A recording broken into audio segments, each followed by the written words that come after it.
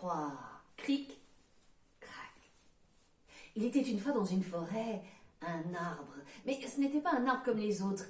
On l'appelait l'arbre chewing-gum. Parce qu'il se gonflait, gonflait, gonflait, gonflait, et puis se dégonflait, se dégonflait, se dégonflait. Et de nouveau il se gonflait, se gonflait, se gonflait, et puis il se dégonflait, se dégonflait, se dégonflait. C'est que cet arbre avait un pouvoir. À chaque fois qu'il y avait des gens qui passaient autour de lui, il aspirait toutes les mauvaises pensées des gens. Il aspirait tout ça et puis il l'intégrait dans son tronc et il gonflait, gonflait, gonflait. Et quand il était bien gonflé, il faisait descendre toutes ces mauvaises pensées-là dans son tronc par sa sève jusque dans ses racines et répandait ça dans la terre et ça faisait de l'engrais. Et c'est pourquoi tout autour de l'arbre, il y avait une jolie prairie jonchée de fleurs de toutes les couleurs. Or, ce jour-là, est arrivé un petit garçon. Il avait le cœur gros. Ça allait pas. Alors, il s'est assis près de là, puis ça allait tellement pas bien que le petit garçon a commencé à raconter. « Je déteste mon frère.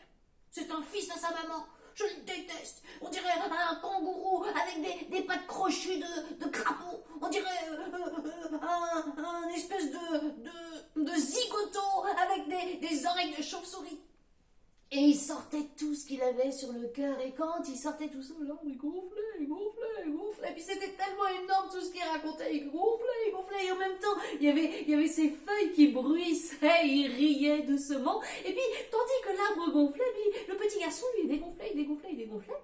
Et il repartait tout léger. Il est rentré chez lui tout léger. Il n'a même pas fait attention à son frère. Et puis, 3 jours se sont écoulés. Et au bout de 3 jours, il en avait de nouveau lourd sur le cœur.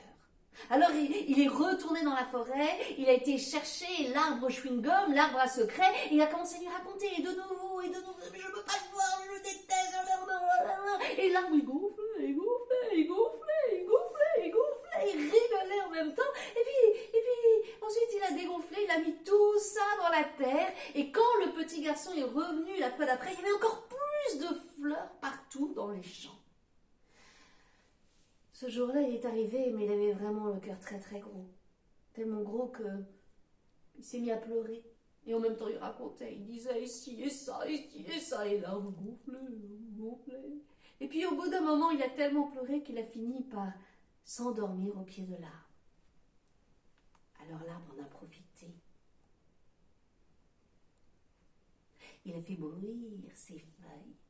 Et il a approché une branche tout près de la joue du petit garçon comme pour le caresser.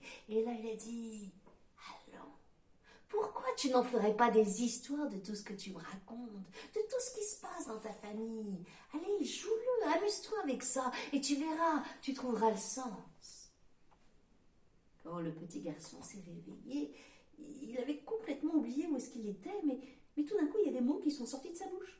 Il y avait toute son histoire qui sortait comme ça, et puis tout d'un coup, il a eu une envie irrépressible de fabriquer des personnages. Alors il était chercher des glands, puis il était chercher des petites noisettes, et puis des coquilles d'escargots, et puis des branchages et des feuilles. Et avec tout ça, il a fait des petits personnages. Et puis il y avait son papa, puis il y avait sa maman, puis il y avait son petit frère, puis il y avait lui.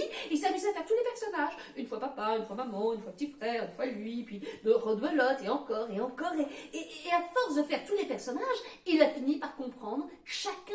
Et comme il comprenait chacun, il les aimait encore plus. Et ce soir-là, quand il est arrivé, il était tout léger, il est arrivé avec un grand sourire. Le repas de famille a commencé, ils se sont installés à table et puis son père l'a regardé.